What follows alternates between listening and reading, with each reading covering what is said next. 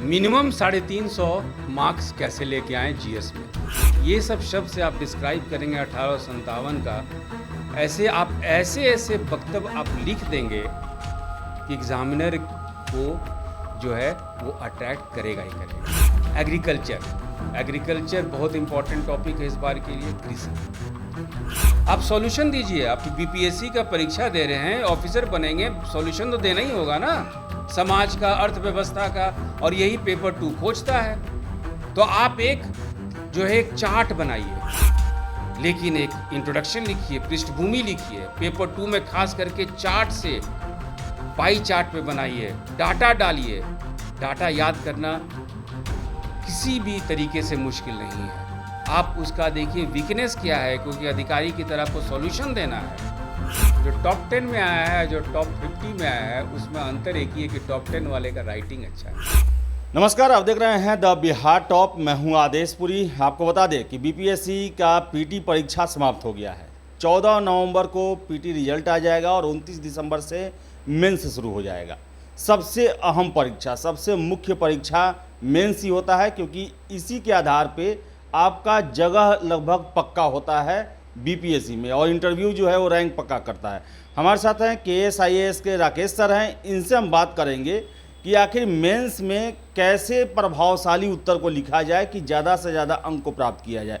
क्योंकि आपको बताएं कि अब जो है आईआईटी वाले, टेक्निकल डिग्री वाले बहुत ज़्यादा आकर्षित हो रहे हैं बीपीएससी की तरफ। ऐसे में आपका जो लिखावट है कैसे प्रभावशाली हो, इसको लेकर बात करेंगे। सर, मेंस जो है मुख्य अब परीक्षा अब शुरू हो रही है, इसी के आधार पर सारा सर ये कट ऑफ बनता है। कैसे सर इसके लिए सब प्रभावशाली तरीके से तैयारी किया जाए, और सबसे मेन है कि जो आप पढ़ते हैं उसको अच्छे से आप एग्जामिनेशन हॉल में लिख दें, इसके लिए क्या स्ट्रेटजी होनी चाहिए? Thank you sir. हमारे इस सेशन में हम लोग कॉन्सेंट्रेट जनरल स्टडी, समान अध्ययन मेंस पे करेंगे, पेपर 1 और पेपर 2। और हमारा ऑब्जेक्टिव है, उद्देश्य है इस चर्चा का कि मिनिमम 350 मार्क्स कैसे लेके आएँ जीएस में। हम 2 उदाहरण लेंगे, एक पेपर 1 से लेंगे और दूसरा पेपर 2 से लेंगे। और लास्ट में हम लोग चर्चा कर लेंगे कुछ इम्पोर्टेंट टॉपिक्स का, प्रायोरिटी वाला। तो पेपर 1 पे यदि हम लोग देखा जाए तो 1857 का विद्रोह, 1857 का जो रिवोल्ट है, वो इम्पॉर्टेंट टॉपिक है। 1857 का विद्रोह पे क्वेश्चन बहुत बनता है। एक साधारण क्वेश्चन बनता है स्ट्रेट फॉरवर्ड, इसका कारण क्या था। दूसरा क्वेश्चन बनता है जो हिस्टोरियन के आपस में विवाद है कि इसका प्रकृति क्या था, what was the nature of the 1857 revolt. क्या सिपाही रिवोल्ट था या फर्स्ट वॉर ऑफ इंडिपेंडेंस था। तीसरा जो बिहार के संदर्भ में बनता है कि 1857 विद्रोह का योगदान क्या था इंडिया लेवल पे और बिहार के लेवल पे। तो सबसे महत्वपूर्ण चीज़ है कि यदि आपको एग्जामिनर को अट्रैक्ट करना है अपने वर्ड से, अपने इंट्रोडक्शन से, पहला तो एक पृष्ठभूमि बनाइए। और हम लोग स्टार्ट कर सकते हैं कि लॉर्ड कैनिंग को जब फेयरवेल दिया जा रहा था लंदन से इंडिया जाने के लिए, तो इंडियन सिचुएशन पे उनसे इंटरव्यू लिया गया था सर। तो लॉर्ड कैनिंग बोले थे कि the sky of India has small bubbles not more than a fist, but sooner or later it will burst and it will ruin the empire. और यही हुआ सर। 2 साल के बाद, ये 1855 का स्टेटमेंट है, और 2 साल के बाद हम लोग 1857 का विद्रोह देखते हैं। इस विद्रोह में, इस पॉइंट को डालिएगा, इस विद्रोह में सिपाही के अलावा समाज के हर एक वर्ग के लोग इसमें भागीदारी थे। उनका एक लक्ष्य की प्राप्ति था। सबसे महत्वपूर्ण इंपॉर्टेंट ये है कि 1857 का विद्रोह एक बंद अध्याय नहीं था, बल्कि भावी पीढ़ी के लिए एक जीवंत एक परिणाम देके गया, एक जीवंत उद्देश्य देके गया। आपको शब्दों के साथ इंडिया और ब्रिटेन, भारतीय और ब्रिटिश साम्राज्य के उस शब्दों के आधार पर रिलेशन को डिस्क्राइब करना है। जैसे कि हम लोग कह सकते हैं कि the empire East India Company consolidated its position in India on the basis of treachery and fraud. धोखा पे, है ना, दुर्व्यवहार से, रेशियल सुपरियरिटी का कॉन्सेप्ट डालना है, नस्लीय श्रेष्ठता, है ना, ये सब कुछ शब्द है, कुछ इम्पॉर्टेंट शब्द है जिसके हिसाब से आपको है। रिप्रेसिव फाइनेंशियल पॉलिसी, है ना, जो है कि एकदम दमनकारी वित्तीय नीति। तो हर एक वर्ग को टच करते हुए सही सही आपको जो है शब्दों का इस्तेमाल करके 1857 को विद्रोह देना है। आपको बताना है कि किस तरह से समाज के हर एक लोग इसमें इन्वॉल्व हुए हैं।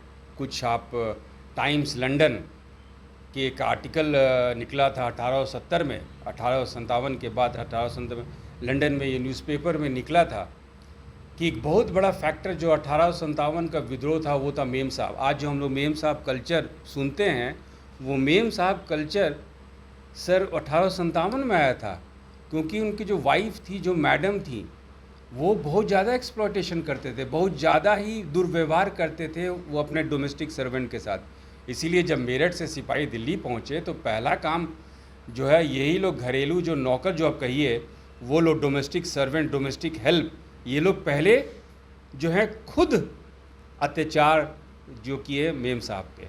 इसीलिए इंग्लिश हिस्टोरियंस बार बार कहते हैं 1857 वॉज एन बारबेरियन एक्ट, एक जो है ना जंगली एक कृत्य था, बर्बरतापूर्ण जो शब्द डिस्क्राइब किया था, ये डिस्क्राइब किया था। एक डर का माहौल था, घृणा वाला डर, ये शब्द घृणा था, लेकिन घृणा वाला डर। एमिली एडन एक राइटर थी जो कि लॉर्ड ऑकलैंड की सिस्टर भी थी, वो भारत इसी समय आई थी और उनको एक नील के इंडिगो फैक्ट्री के बगान मालिक उनको अपने साथ खेत पे ले गए, और खेत पे ले गए और अपने साथ बुलडॉग लेके जाते थे, और बुलडॉग जब लेके जाते थे तो जैसे ही खेत पे पहुंचते थे कुत्ते को छोड़ देते थे। कुत्ता को देख के सारे मजदूर भागे फिरते थे।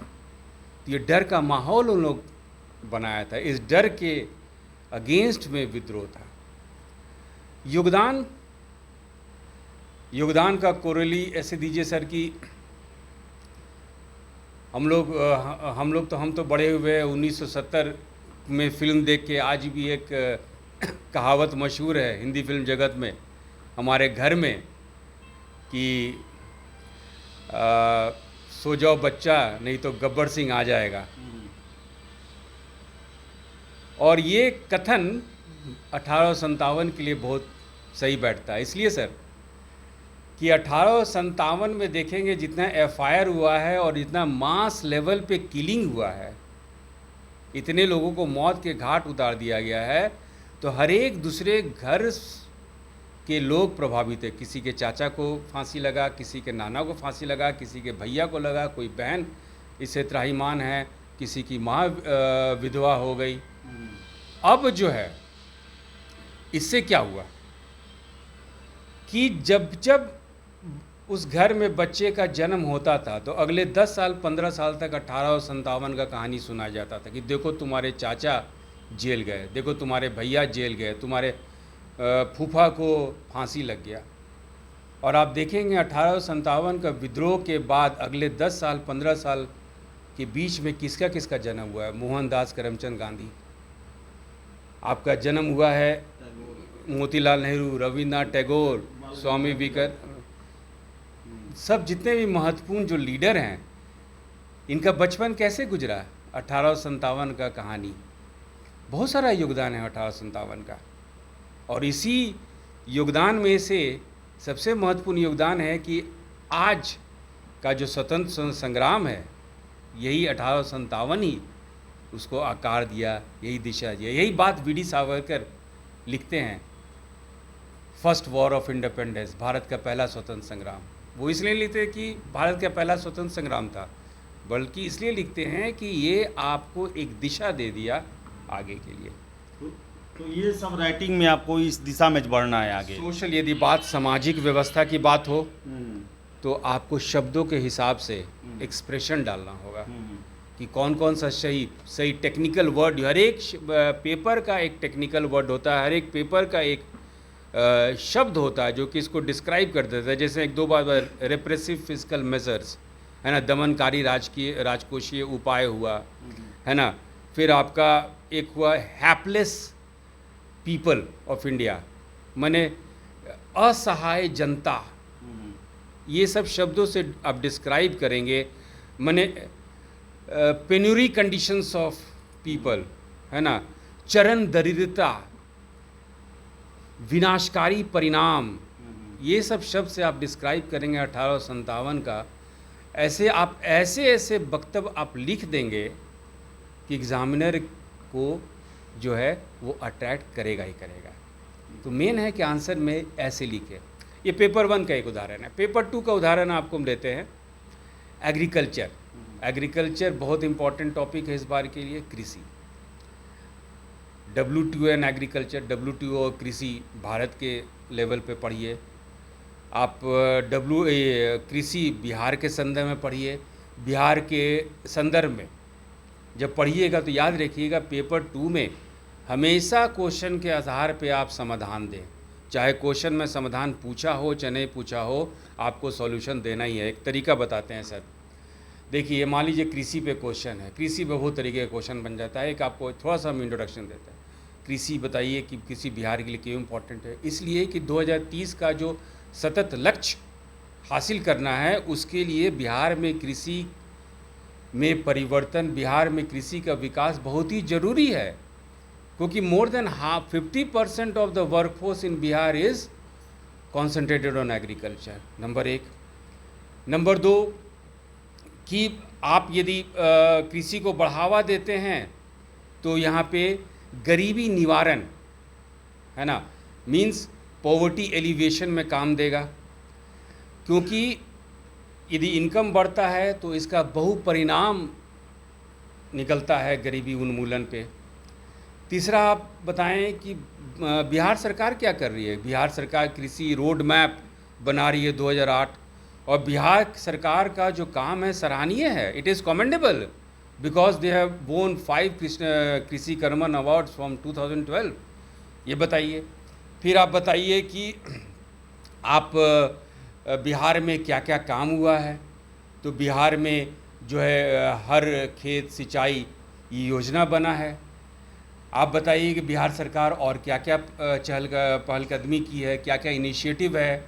अब बिहार सरकार बिल और मिलिंडा गेट्स फाउंडेशन के साथ कोलैबोरेशन की है ताकि डिजिटल एग्रीकल्चर का कॉन्सेप्ट आए। तो बिहार सरकार काम की है, इसको सराहना कीजिए। लेकिन तो भी हमारा गरीबी उन्मूलन नहीं हो पा रहा है। एक प्रॉब्लम है। आपको एक अधिकारी की तरह आंसर लिखना है, आप सॉल्यूशन दीजिए। आप बीपीएससी का परीक्षा दे रहे हैं, ऑफिसर बनेंगे, सॉल्यूशन तो देना ही होगा ना, समाज का, अर्थव्यवस्था का, और यही पेपर 2 खोजता है। तो आप एक जो है एक चार्ट बनाइए। चार्ट में बनाइए बिहार भौगोलिक क्षेत्र कितना है, अंग्रेजी में मिलियन हेक्टेयर में लिखिए, हिंदी में लाख हेक्टेयर में लिखिए। फिर लिखिए कि कृषि युक्त भूमि कितना है, वन क्षेत्र कितना है, कितना भूमि उपलब्ध है आपका जो है कृषि कार्य के लिए, कितना भूमि उपलब्ध है बिल्डिंग के लिए। ठीक है, क्योंकि आपको सॉल्यूशन देना है सरकार को कि भाई हमारे यहाँ कृषि इतना विकास किया है तो भी हम लोग पॉवर्टी एलिवेशन में पूरे इंडिया में सबसे नीचे आ गए हैं। इसको कैसे ठीक करें? तो ठीक करने का आप तरीका बताइए। कि बिहार में सबसे बड़ा प्रॉब्लम है कि 90% जो खेत का जोत है सर, लैंड होल्डिंग्स है, वो सीमांत किसान और लघु किसान है, small and marginal farmer. Small and marginal छोटा छोटा खेत का टुकड़ा है, तो सर यंत्रीकरण कैसे होगा? कैसे आप टेक्नोलॉजी लगाएंगे? कैसे मैकेनाइजेशन लगाएंगे? कोई अच्छा ट्रैक्टर है, कितने दूर तक आप चला पाएंगे? है कि नहीं? आप दूसरा बताइए क्लाइमेट रेजिलिएंट प्रोग्राम्स, माने कि जलवायु प्रॉब्लम है। आप बिहार का ज्योग्राफी बताइए कि देखिए गंगा नदी 2 पार्ट में डिवाइड कर रही है। यदि नॉर्थ बिहार देखें तो बाढ़ प्रोन एरिया है, बाढ़ प्रवण क्षेत्र, फ्लड प्रोन एरिया।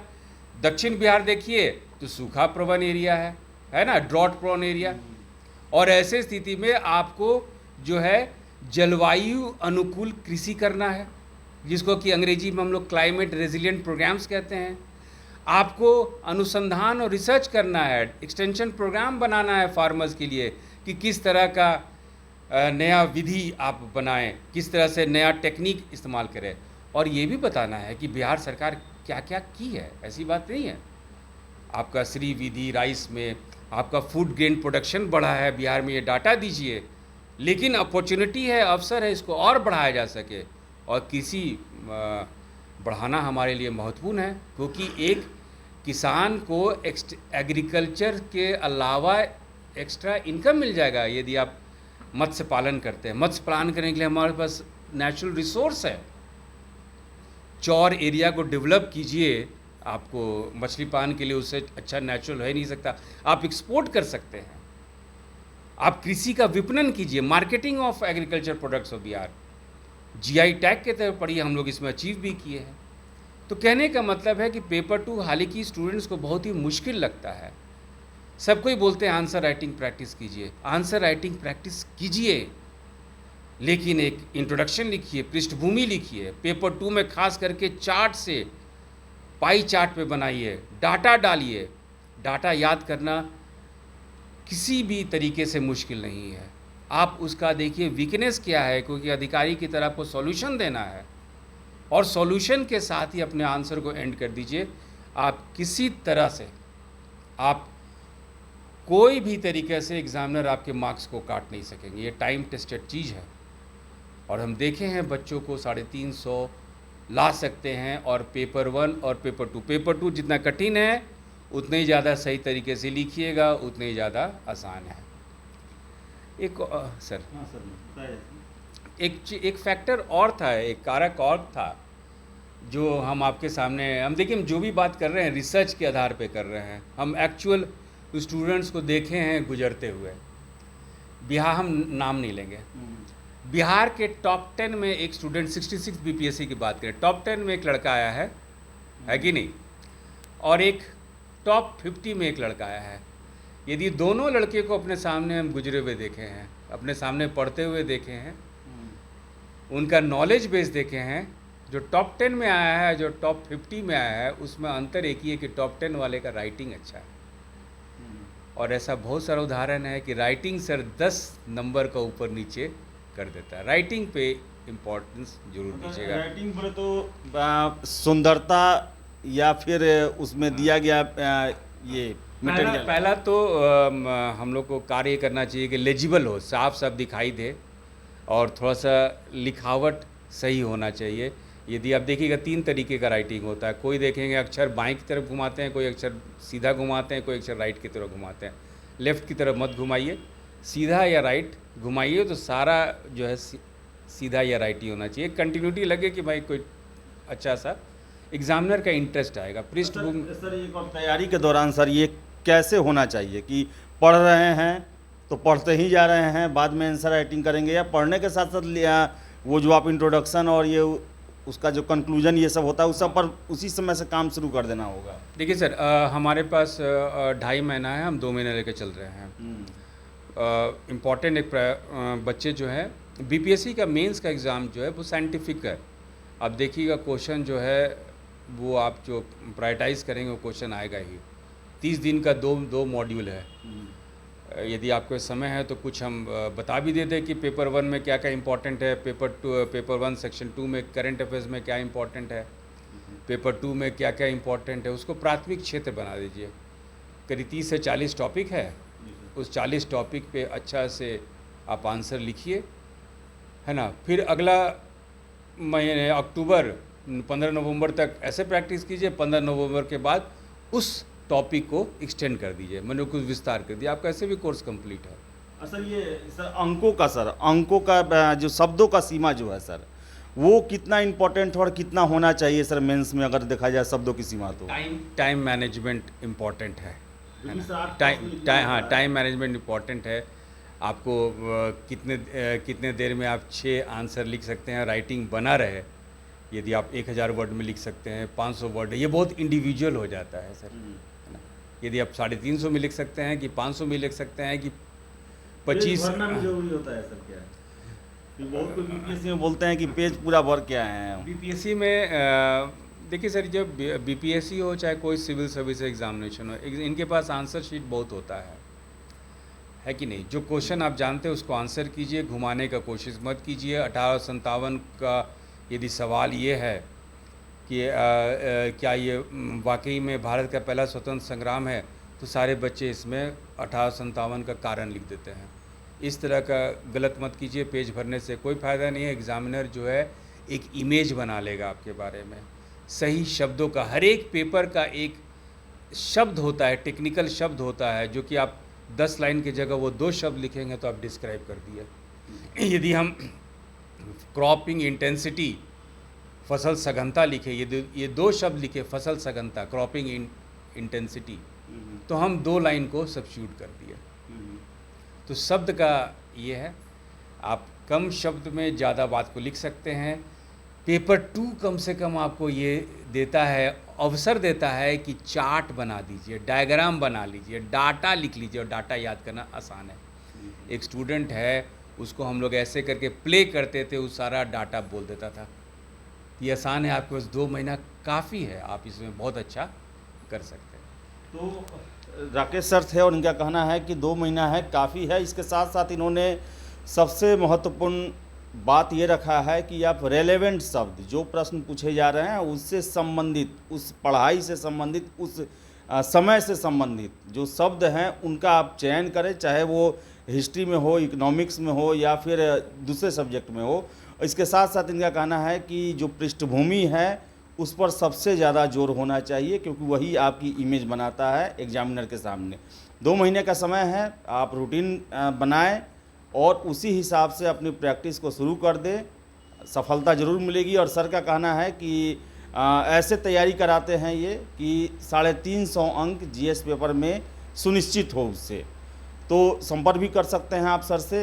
हमारे डिस्क्रिप्शन बॉक्स में सर का जो है वो एड्रेस और नंबर सब कुछ दिया रहेगा, आप उसमें देख सकते हैं, बात कर सकते हैं, और आगे भी हम आपको देते रहेंगे, सर से बात करते रहेंगे। फिलहाल इस वीडियो में इतना ही, और वीडियो पसंद आए तो लाइक शेयर करें और हमारे चैनल द बिहार टॉप को सब्सक्राइब जरूर कर लें। धन्यवाद।